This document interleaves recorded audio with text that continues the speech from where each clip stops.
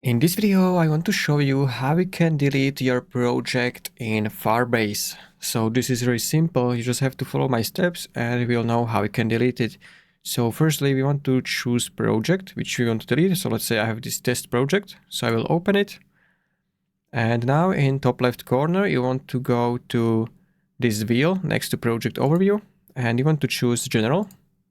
And now if you scroll a little bit, you should see this small text which says delete project with this trash icon. You want to click on it, and now you just want to agree to all of those things.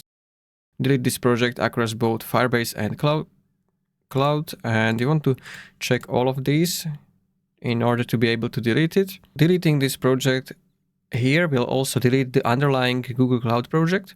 So if you are sure that you want to delete it, just click on delete project.